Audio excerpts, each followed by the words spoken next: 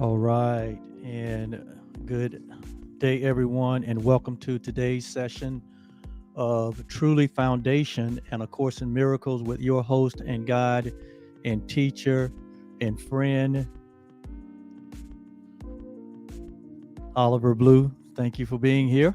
I'm delighted to be here.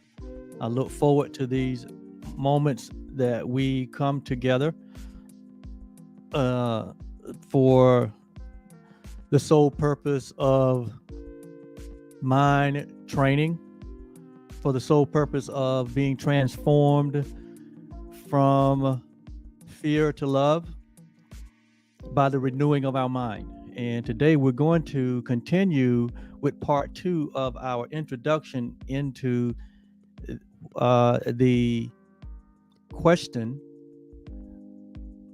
of what is a miracle.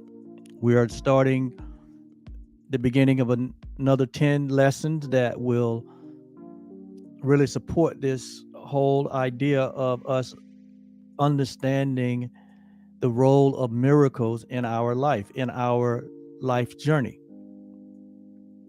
Again, we've said that miracles are only for this human experience. Miracles is only necessary in a temporary world. Miracles are just like every other thing in this objective world. This is just a symbol. It's a tool, and a symbol that becomes a tool that can be used for our awakening. Just like forgiveness. Forgiveness is only needed in the human experience. It's not needed in heaven. It's not needed in the reality of our oneness, our perfection. Why? Because there's nothing to forgive in perfection. There's no need for miracles in the absolute perfection. But since we're having this temporary experience, because the human experience is a temporary experience. Have you ever noticed that no one stays here eternally? When I say no one, there's not this expression of a body. It has a beginning and an end. It's a temporary experience. It is not an eternal experience. You are having an eternal experience in your true essence, in your true self, but not as a body, but as an eternal being, as a timeless and formless, infinite, self-aware being. You are in eternity now. You have always been in eternity. You will always be in eternity. You've always been one with creation, your creator. You will always be joined as one with your creator. You've never been separate. You cannot be separated. Separation is a temporary idea that is not reality. It runs its course. It comes to an end, just like everything in the physical form will come to an end. Everything that is objective will come in the objective world will come to an end. What doesn't come to an end is your reality, is your true identity, is your oneness with the source of all life, is your oneness with the source of all power, is yours oneness with the source of all infinite intelligence. You are a part of that. You are a part of the cause. You are a cause and not an effect. Your body is an effect. Everything in the objective world is an effect. It's an effect of an idea or a thought of separation. In the thought of oneness, that which oneness produced is eternal like itself. That which love produced is eternal like itself. So your true and real and permanent and infinite identity is the same as source is. It's the same as God is. It's the same as love is. It's the same as reality is. So you are in eternity now. You cannot be separated from eternity. You cannot be separated from your nature. You cannot be separated from your essence.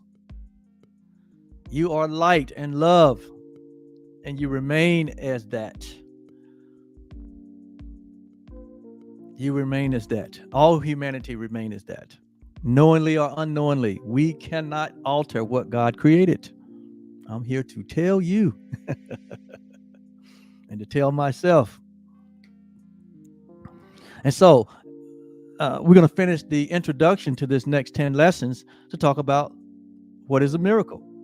And of course, it's going to be somewhat maybe different from what you've heard or what you've learned, but that's okay. We're all about growth and expansion, right?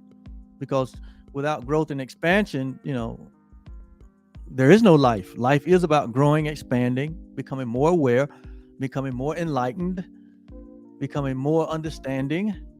And so we're going to bring some understanding to the idea of, or the concept of miracles, because miracle is a concept, meaning what? It's not permanent. It's only needed.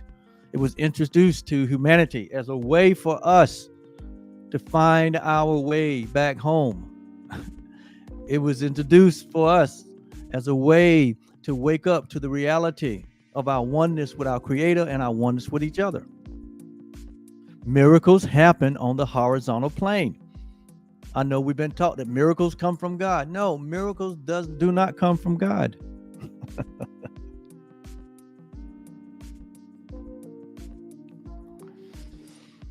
Well, let me rephrase that. Because if we are one with God, and if we are the creators of miracles, then it does come from God. But in this sense, let me say it this way. Miracles happen among us in this temporal world. Miracle happens among equals. Miracles happen as an act of love, as a shift in our perception.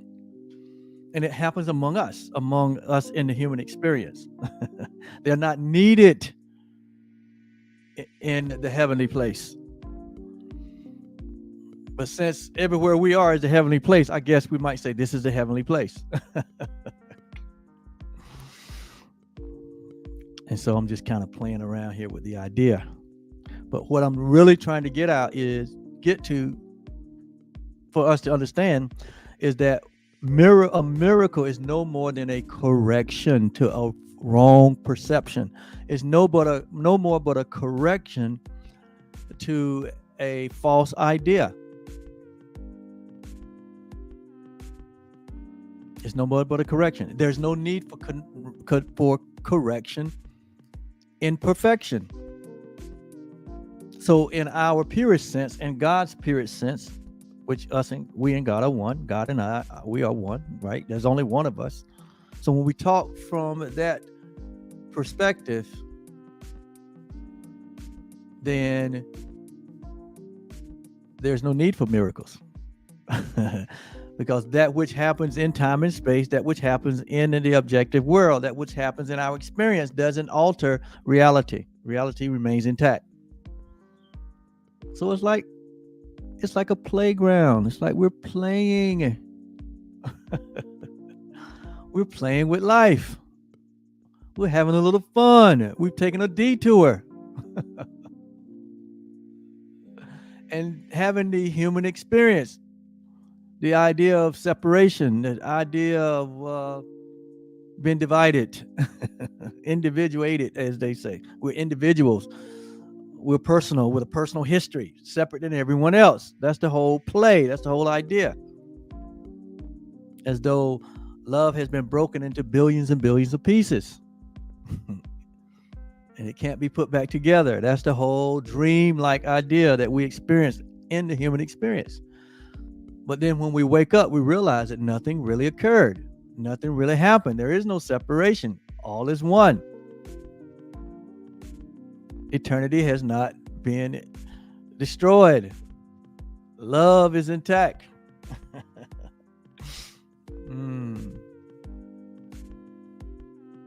And so anyway, what does it say? What is a miracle? What did the Course in Miracles say about it? On page 473 is where I am in the workbook for students of A Course in Miracles. And it says, a miracle is a correction. It's a correction. So the whole idea is something has been misaligned. The miracle comes to bring that which has been misaligned back into correction, back into alignment.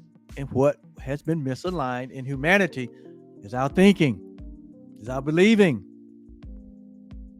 is our perception. We, at some point, entertain the idea that we were something else other than what God created, and not only something else, but separated from the one creation and the one creator. That was the misalignment, which caused us to create a whole world filled with separation, filled with other natural laws, creating this whole scenario where this has become our reality. This has become our home. This has become our life. And we know how limited this idea is, how depressing it is, because in that it introduces the idea of not only time and space, but beginning and endings, coming and goings, based on interpretation and birth and death, lack, scarcity, loss, separation, and death. It is learned. It is selective. It is unstable, and it's and this human experience is, in most cases, it is inaccurate, or we are inaccurate in our interpretations. That's what this whole falsity created for us. This whole experience that created for us.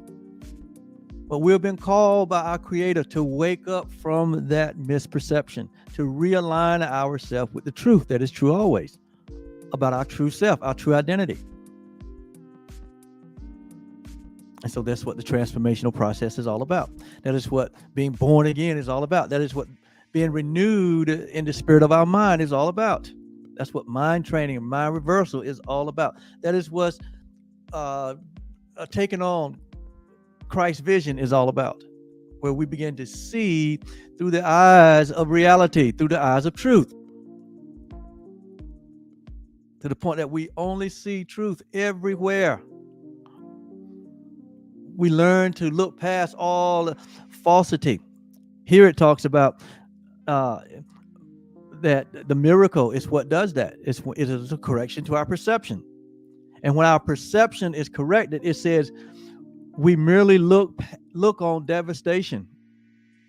We merely look on what appears to be devastation and remind ourselves, we remind our mind that what we see is not the truth. We look on a temporary world. We look on a world of form and objectivity.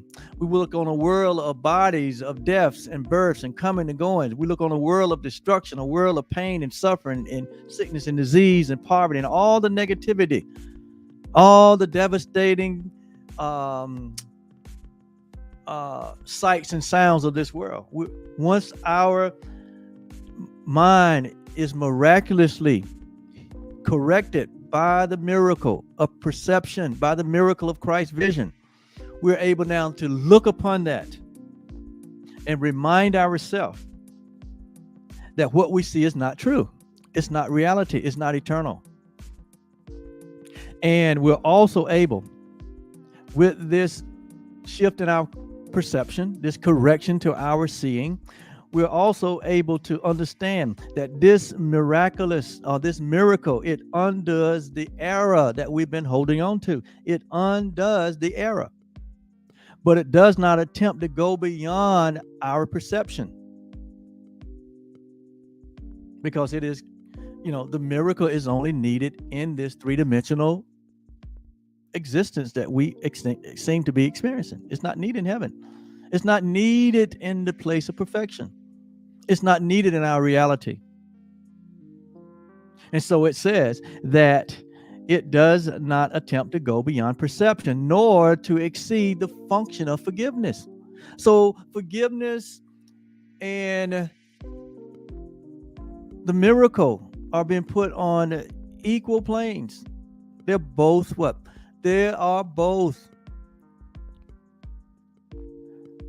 gifts that have been given to us to help us to wake up. And no more than that. Once we are awakened, the gifts are no longer needed. Once you understand who you are, there's nothing to forgive. Once you are corrected in your perception and you're now operating through and in and with the mind of Christ, or the mind of oneness, or the mind of God, or the mind of reality, or the mind of love, however you want to say it. Once that is in operation, Miracles are no longer needed. You understand that you are the miracle, that you are the correction, that you are the light of the world, as our elder brother says, that you are forgiveness itself. There's nothing to forgive. There's no miracle to be performed. Why? Because you're now standing in the light of your oneness and your perfection with God and with each other. So thus, it stays within time limits. Miracles, forgiveness, they're all within the time limit of timelessness. They are just like your body. Your body's only stays within the limit of time. It cannot go into, it cannot be a part of your true essence. Why? Because it's temporal. We are eternal beings. You are an eternal being. And so, the miracle stays within timeless time and form. Yet it paves the way for the return of timelessness. It paves the way for the return of your awareness of the timeless self that you are and the formless self that you are. And love's awakening, it paves the way for your awakening to the awareness that love is present everywhere, and you are that, and you are one with love. For fear must slip away. See, when the mind is corrected, fear slips away. Why? It's not real. Under the gentle remedy that the miracle brings. And so to conclude our part 2 of this introduction to what is a miracle, we start out again by saying it's just a mere correction. The miracle is a correction to our perception.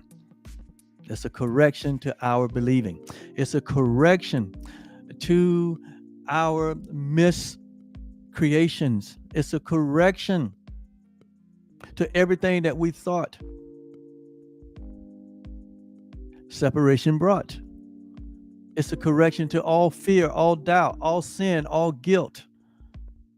It's a correction to anything that has to do with birth and death. It's a correction to anything that has to do with scarcity or lack or loss or separation. It brings the perception of correction back to our awareness. It brings us to a place where we see God in everything. It brings us back to a place where we hold no offense. We don't withhold our love. We don't withhold all of the power and all of the grace that we've been given. But we understand that to share it is to know it, is to be it, is to receive it yourself. Because giving and receiving is one act of love. It's not according to the laws of this world, where we say if you give something away, you don't have it. That's the laws of this world. That's not the law of love. The law of love, the more you give, the more it is to give. And the more you give, the more you increase what you give in yourself. That is the law of love. That is the law of the universal love of God. And this is the one law that we are under, the law of love. It supersedes all the natural laws. These laws that govern the universe, they're natural laws. They're only necessary because of the objective world. Once the objective world is over and done with, guess what? There's only one law that will remain. There's the law of God, the law of love, the law of Christ, the law of our oneness, the law of our infinite, eternal existence. And so you can operate in that law right now, and it supersedes all the laws of this world. That's why Jesus said there's only one law we need to be concerned about.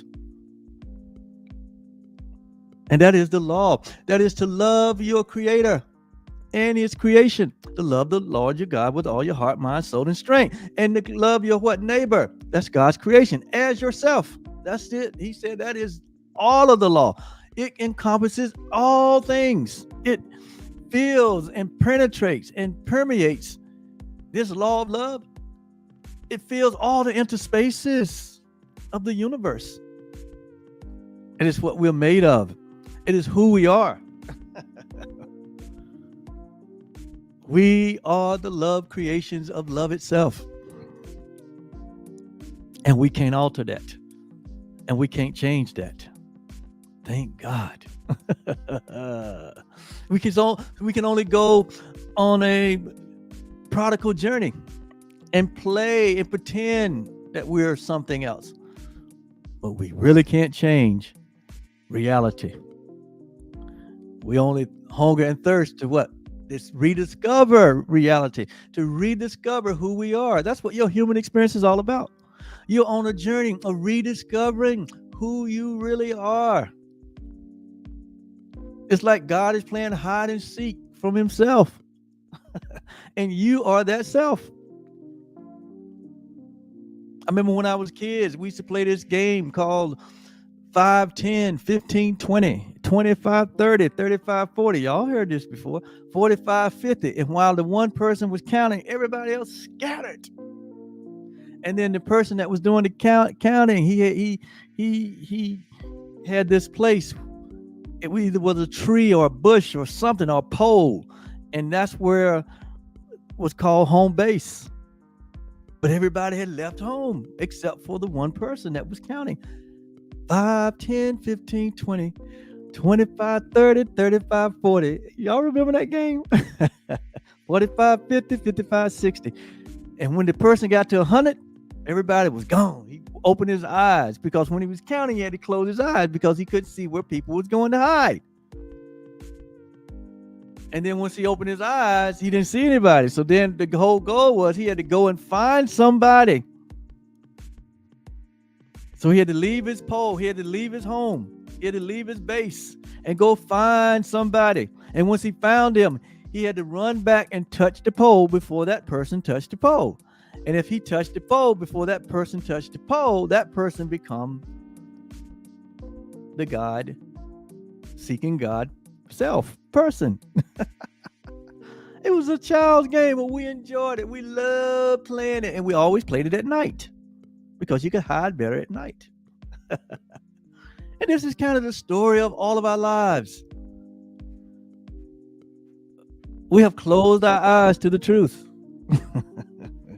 And we have imagined ourselves as something different than what God created. And we have placed ourselves in time and space. 5, 10, 15, 20. And then we have gone on a journey to find ourselves. And to find ourselves, it's almost like we had to leave our home. And in reality, you can't leave your home. You cannot leave your home in love or in God. Why? Because you are an idea of God, an idea of love, and ideas can never leave their source. They can't. You can never be separate from your creator. In fact, you and your creator are the same. You are one. So it's like we're all on this game, this God game, where we're playing like we're separate from God and separate from one another. And when we find ourselves unhappy in a place that seems so uncomfortable, it seems like we're in exile, and we're trying to find our way back home. And so the process of redemption begins. And only to end up where we realize that this journey that we've been on this journey without a distance. Why? Because we've never gone anywhere. We were pretending, we were playing, we were hallucinating, we're fantasizing being separate from our creator. But when we wake up to the truth, we realize, oh my God, I haven't gone anywhere. I haven't been altered or changed. It was all an error. and the error has been corrected. It's a miracle. That's what a miracle is. When we wake up to the truth of who we are. It's not about some supernatural, phenomena, or a spectacle where we make of ourselves and others, where we go and try to make something supernatural happen to somebody else's lives. That's miracles should happen naturally. They're not to be put on display or a spectacle.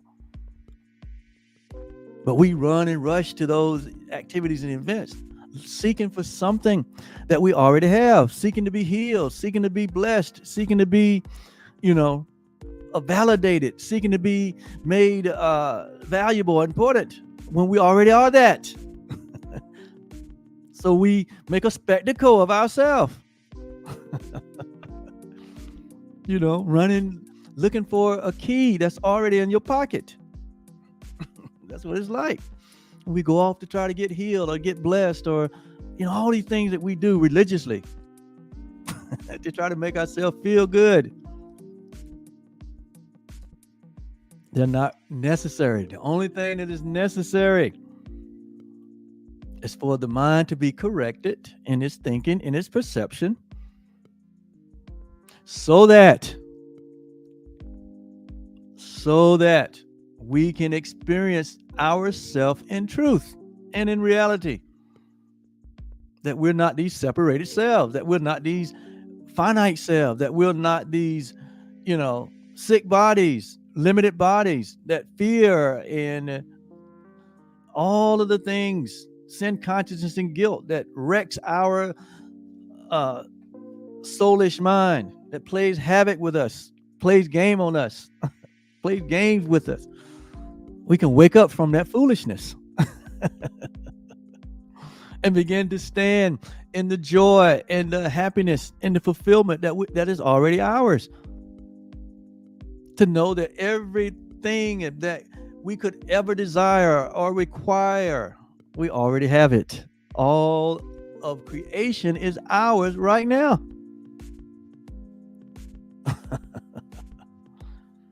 And so it says the miracle contains the gift of grace. What is grace? It's not God's favor. It's not what grace is. Grace is the acceptance of what is already true. It is by what is already true that can be unchanged and unaltered. That's what grace is. It means that you can go off and act as foolishly as you desire, but you're not changing anything. You just might be having a nightmare. You may be experiencing suffering, but you're not changing reality. That's what grace is. You can't change reality.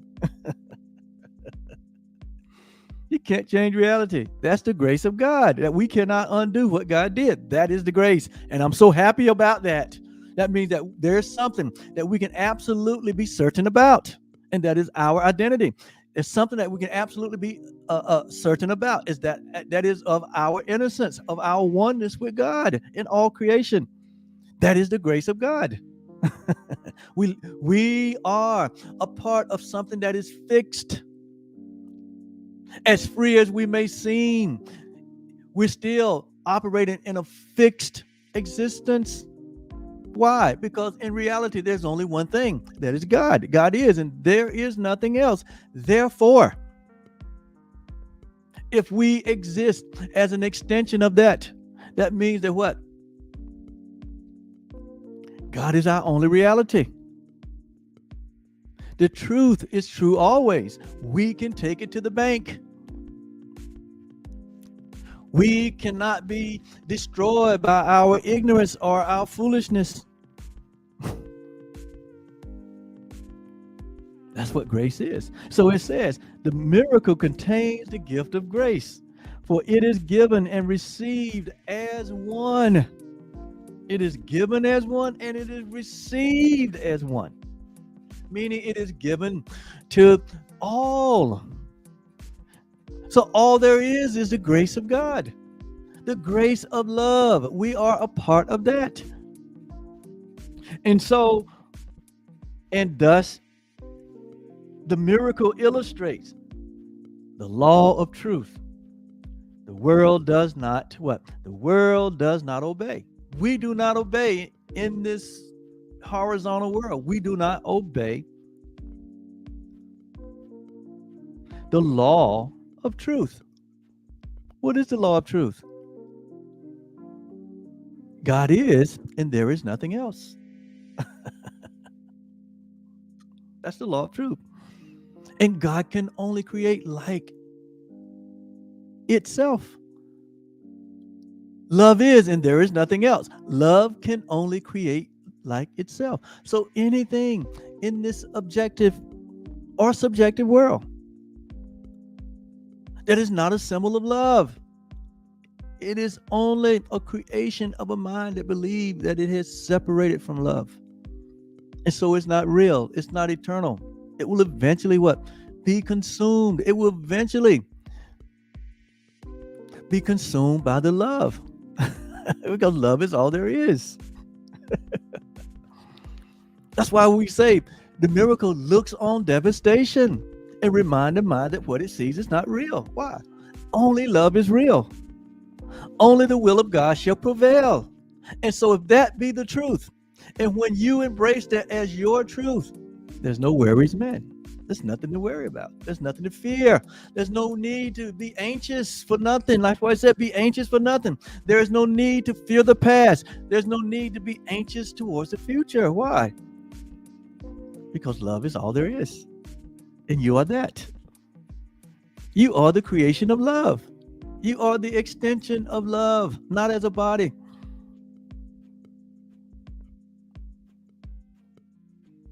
But as a self, the one self that we share with God and each other. The one power, the one presence, the one infinite intelligence that we share with God and each other. This is what we are in oneness. It is discovery. It is the discovery of our oneness. That is where our power is. It is where all intelligence is.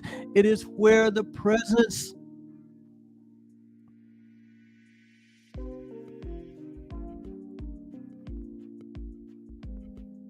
It is where the presence is.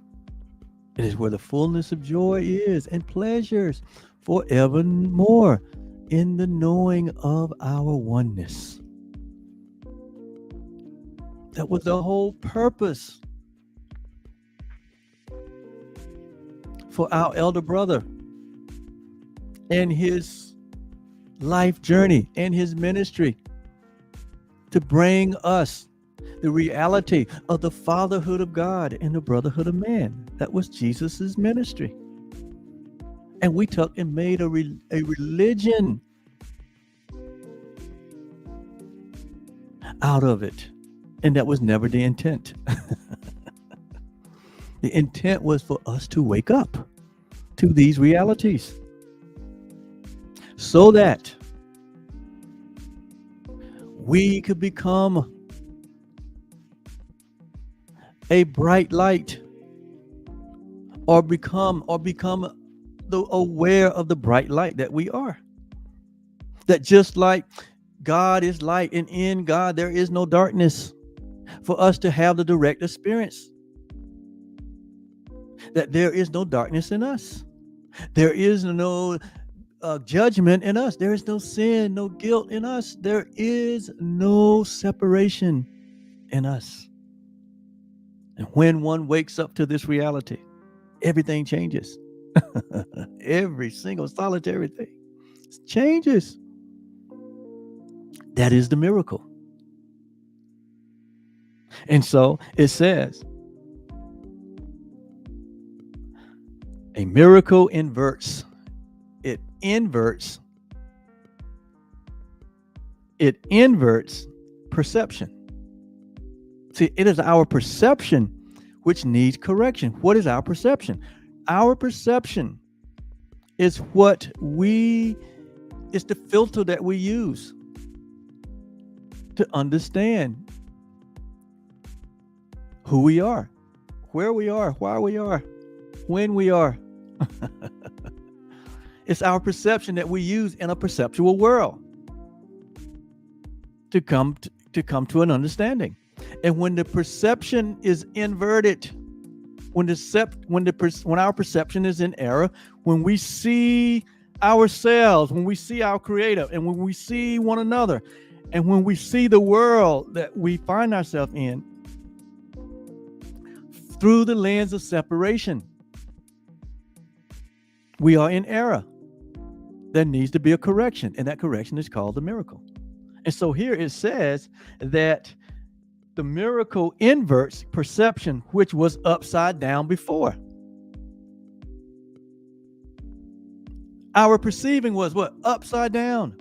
Our interpretation was inaccurate, which created a world of instability, which created a world that appears to have multiple choices, which created a world where we had to learn to be this way. It's called the ego thought system.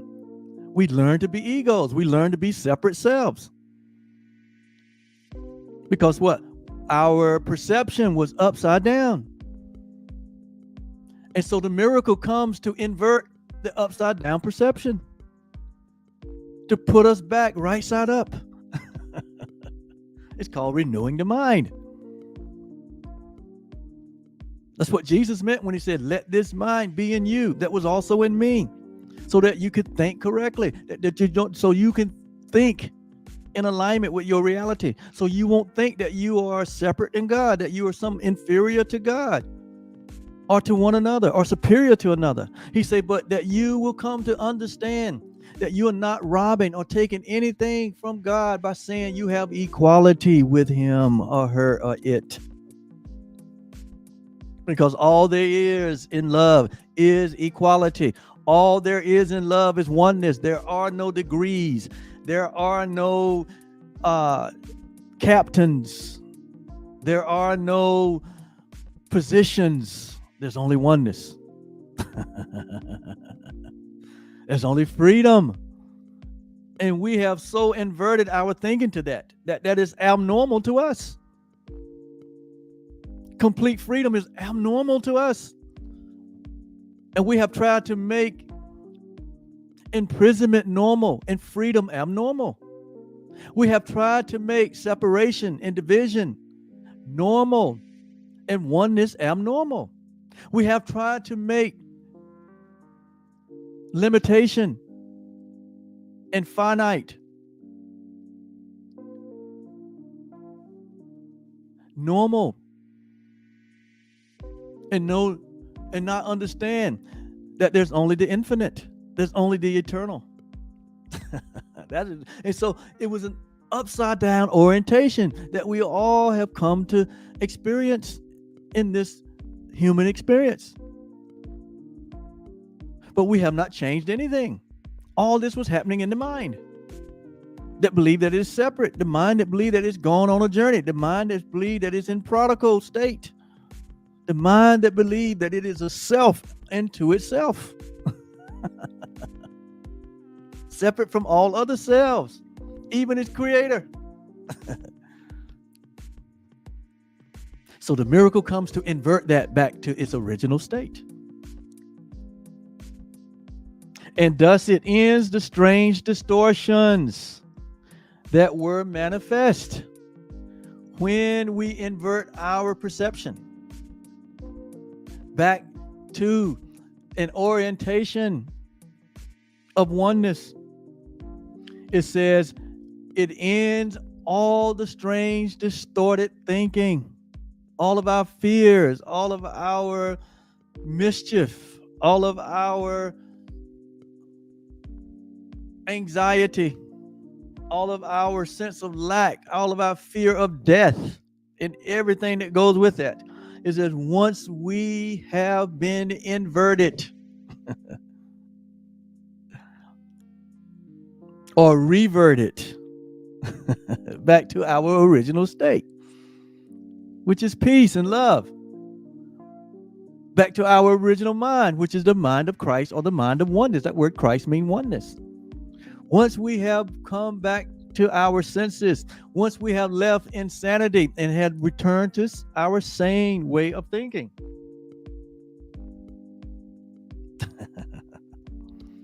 once this has happened, it said all the distortion leaves us. It says, now is perception open to the truth. Now is forgiveness seen as justified. Why? Because we understand there's nothing to forgive. So regardless of what our experience has been, we are able to now let it go. Because what? Nothing really occurred. It occurred in an inverted, upside down orientation. That's why the confusion was there. That's why the pain and the sickness was there. That's why the hatred and the vitriol was there. That's why the inequality and the superiority and the inferiority was there, because we were upside down in our thinking and our perception. Now that we've been placed right side up, it says forgiveness is now what? It makes sense. There's no need to hold on to anything, because everything we was holding on to was inverted. It was distorted based on our perception. But now that the perception has been corrected, which is what a miracle is. A miracle is no more than a correction of our perception. And out of that corrected perception comes what? Becomes right vision. Right perception. And out of that right perception only emanates love. Only emanates love, because we understand that love is all there is. And so forgiveness is the home of miracles. That's why when we're not walking in forgiveness towards ourselves and each other, things go haywire. Our feelings, our whole makeup, our minds, our feelings, our emotions, our results, our relationships, everything gets out of kilter, because we're perceiving from an upside down orientation. In an upside down orientation, the propensity is to hate, the propensity is to isolate, the propensity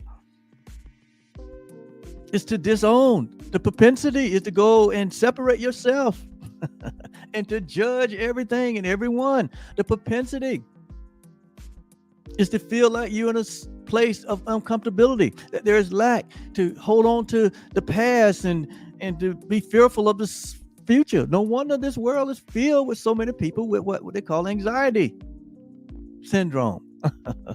Mental illness is all coming from this false belief. And when the belief is corrected, when the perception is corrected, all the distortions go away. All of the distortion goes away. That's why we don't need to run here and yonder to try to find a miracle or a healing or some supernatural act. That only means that we are still asleep. We are still acting like children, hiding and seeking, running here and yonder after some miracle worker, some supernatural experience that don't add faith to any of us. That's what children do. After the fantastic, looking for the fascination. And all the time we hold the key. All the time we are the children of grace. All the time we are the reality of love. And everything that we could ever require to return to our natural state of love, our natural state of peace, our natural state of abundance. It's already here. You already have it. It is already yours. You be it. I be it. But when you're in an upside down orientation, when you are in a mindset that is filled with sin consciousness, guilt, and fear, and then that affects everything in life.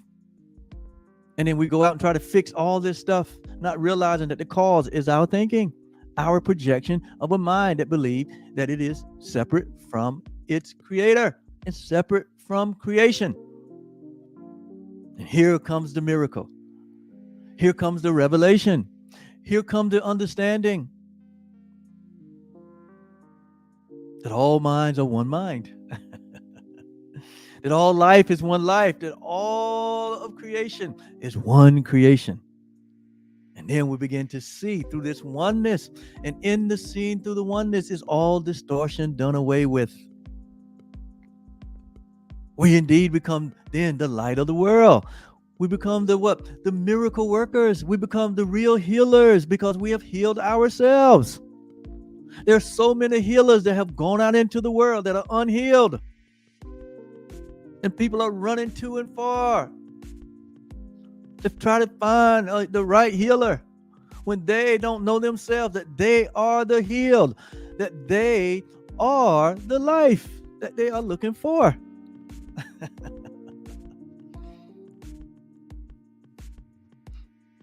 So forgiveness is the home of miracles.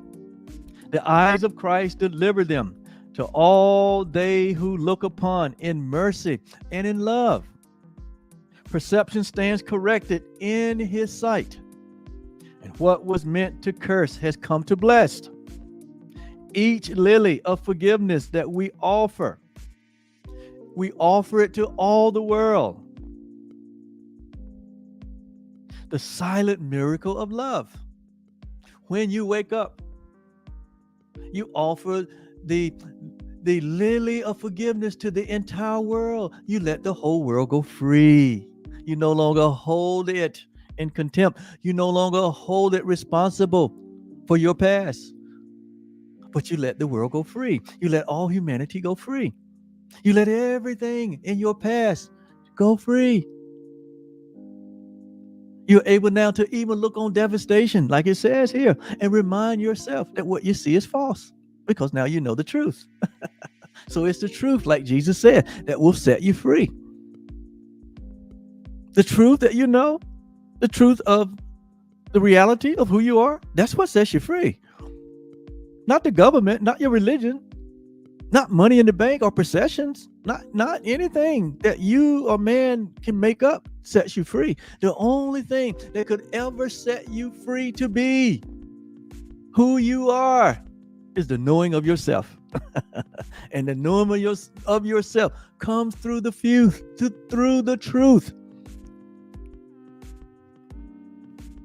that we are the children of grace, that we remain as God created us, that we are whole, that we are complete, that we are innocent, that we're not sinners, that we're not separated, that we're not born and we don't die, but we are the very life that God is, which is eternal and infinite and self-aware and impersonal.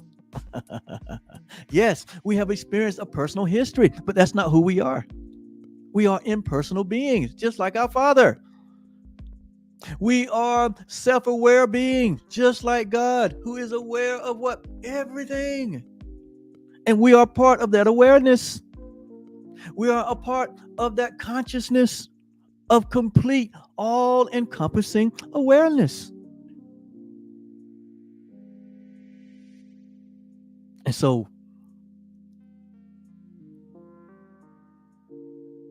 we are the miracle.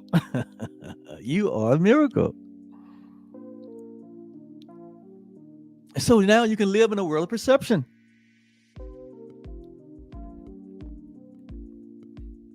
And operate with true perception based on the oneness that is our only reality.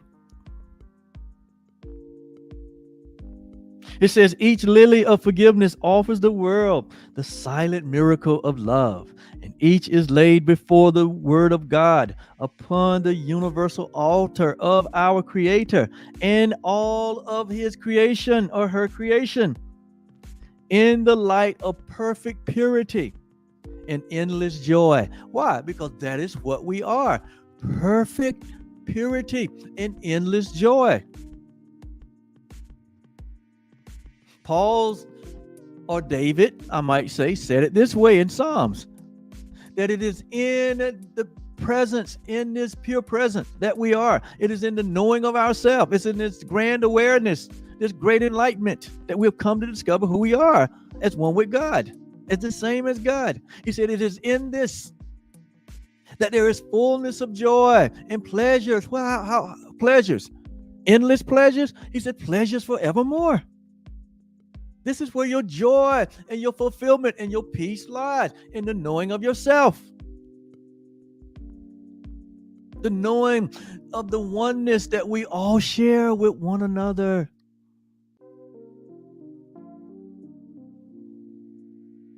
And so the miracle is taken first by faith. It's taken by faith. The truth resonates with you, and you say, yes, that is the truth. That is true always, and I embrace it as my own. You have to accept it for yourself. The Course in Miracles calls it the atonement, the at one ment. The at one ment says and actually means that nothing has occurred, that I remain as one with the one life, the one love, the one breath, the one self. I share it with God and all living things. That is the atonement. You take it for yourself, and you take it by faith, because to ask for it implies that the mind has been made ready to conceive of what it cannot see and does not understand. The miracle and the forgiveness, it prepares the mind to accept the grace. It is the purification that prepares the altar. The altar is your mind. And when the mind is prepared to accept its reality, through faith, by grace, the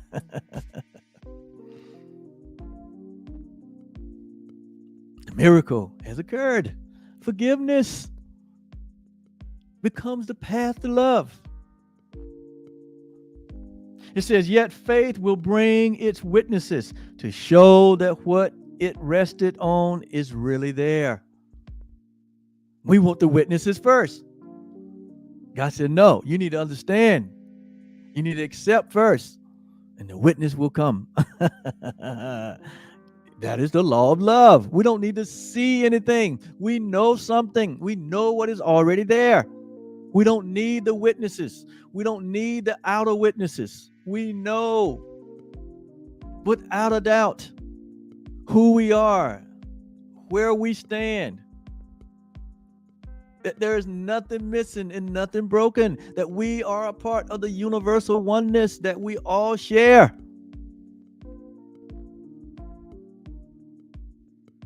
He's saying, thus the miracle will justify your faith in it and show it rested on a world more real than what you saw before, a world redeemed from what you thought was there. So we'll have a more allegiance to what we don't see than to what we do see once we awaken. You don't need to see any evidence. You know what reality is. And it's in the knowing of what reality is that you're able to bring that reality into the objective world. You become a creator just like your father. Not a creation or of miscreations, but a creation of love only.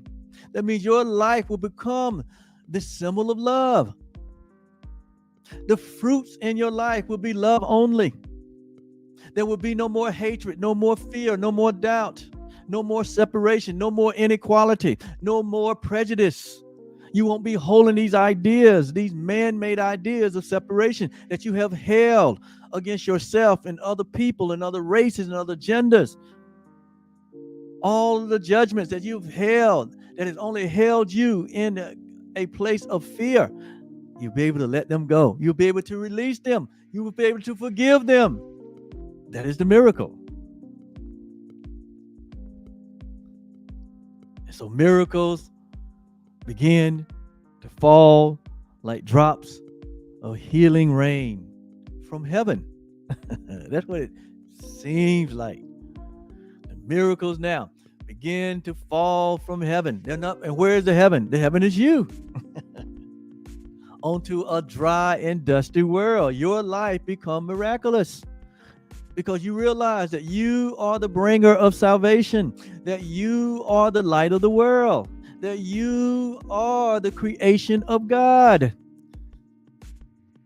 that you are not robbing God by saying you have equality with God. You're not robbing reality by saying you are one with it.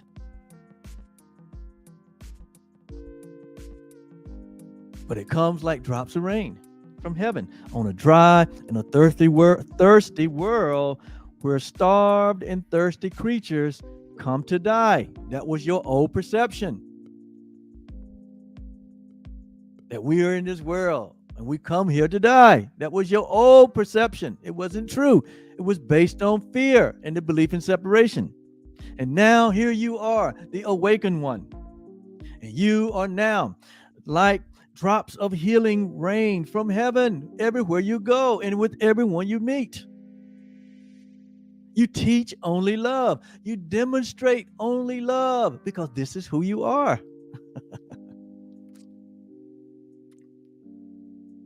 And so you no longer see a dying world.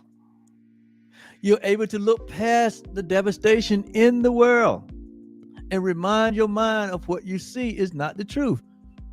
But the truth is there is nothing but eternal life everywhere. There's nothing but love everywhere. There is nothing but God everywhere. Like Jesus said, the kingdom of God has been spread out over all the world. And men see it not. Why? Because they're looking through what? An upside down orientation. They're looking through a distorted mind that has been distorted and turned upside down by a false belief. But the miracle has come and it falls like rain. That means everywhere you go, you are a miracle. Everywhere you show up, you are a symbol of life. You are a symbol of the oneness that we share. So you hold nothing against no one. But you become the savior of the world, just like your elder brother. This is what we have been called to. This is the call that have gone out to all of us. And many have, God said that all have been called, but many have chosen. Many have said yes. That means that many are still asleep. We are here. You are here as the awakened one. And you now know that love has what? Forgotten no one. So you are indeed the light of the world. You are indeed taking your place among the saviors of your world. And you will not leave your brother in a state of hellishness. You will not leave your brother in a sleeping stupor of fear and judgment and anxiety. But you become what? The miracle of drops of rain from heaven everywhere you go. You realize that it is heavenly places that God has blessed us with, like Paul said in Ephesians, that we have been blessed with all the spiritual blessings. Where? In heavenly places. Where's the heavenly place? In your awareness of who you are. That's the heavenly place. It's in your acknowledgement that you are one with your Father, like Jesus did. When you have seen me, you have seen the Father. That's what he was referring to. That I and the Father are one. That's what he was referring to. And this is the place that we have been called to, because this is the only place there is. Jesus says, as I am, so are you in this world right now. Christ in you. Christ is you. That is the hope of glory. This is what was held back in time past, but now is being made revealed to all humanity through the teachers of God. The real teachers of God. And so, to conclude, what is the miracle? You are the miracle. You are this miraculous extension of love. You are that. I am that. All humanity is that.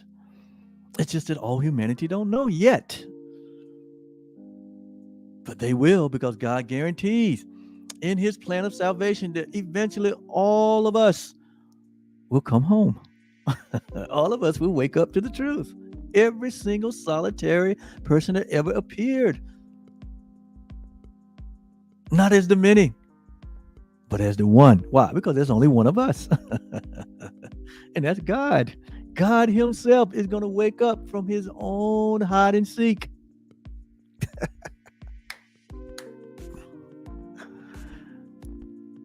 And in fact, he's already awakened because he's never been to sleep. It was all a dream. It was all a hallucination, a fascination, or fantasy. It was all a vain imagining by us. And so,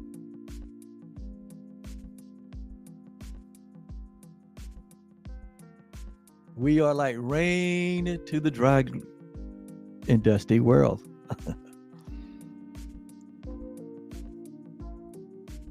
And the creatures will thirst no more. That's why Jesus said, I have water, that when you partake of this water, you will thirst no more. What he's talking about you. He's talking about you coming into the knowing of yourself. He said, when you come into the knowing of yourself, you will never, ever thirst again. You will be the happiest person in the world.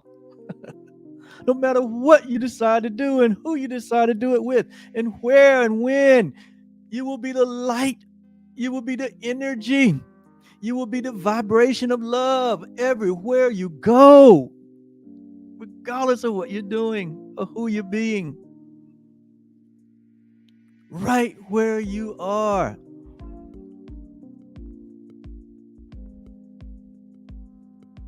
You don't need to change. Where you are, you only need to come to the awareness of who you are. It's a recognition. That's all. And so he says, now the world and its inhabitants have water. Now the world and the inhabitants have water. Now the world is green. He's talking about restoration here, talking about redemption. And everywhere the signs of life begin to spring up. Where is all this coming from? A shift in our perception.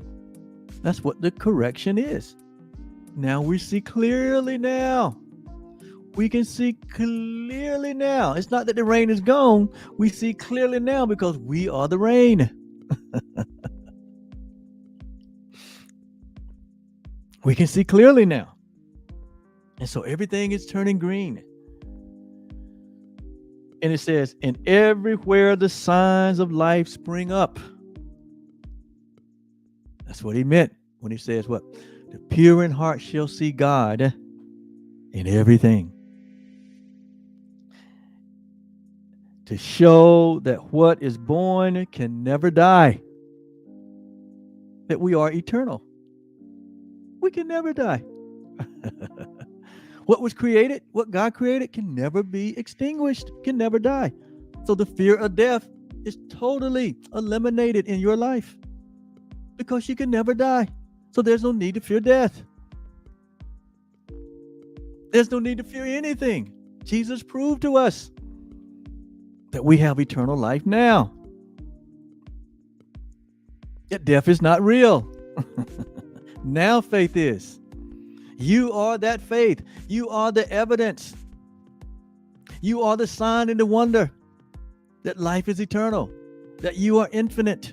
You are that now by your expression of love.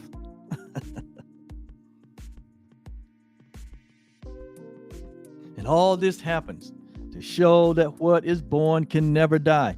For what has life, or what is life, has immortality. And that is you. You are life. You are eternal life. And therefore what? You have immortality. You are immortal. You're not a mortal being. In reality, in truth, you are immortal. Mortal beings are born and they die. Immortality. Immortality never dies. That's what it means. So you are one with immortality. Embrace it right now as your own. That is the miracle. It has nothing to do with spectacle. It has nothing to do with spectacle. That's all the healing that you would ever need. That is all the affirmation that you will ever need. Is the knowing of yourself as an immortal being, as one with God and each other. That is the miracle. And that's how we forgive the world so the world can go free. We're the one that's holding it in hostage with our misperceptions, with our upside down orientation. But once it is inverted by the truth that is true always, we let the world go free. So, what is the miracle? Now you know. From a deeper awareness, from an expanded consciousness, now you know. And you are that. And so is your brother. So is all humanity. Thank you so much. The next 10 lessons, we are going to go through lesson 340, 341, 340, and 351. And they will all be geared towards expanding on what the miracle is. So stay tuned for our next 10 lessons. Thank you so much for being with me today. I have to run, but I'll be back. Bye-bye.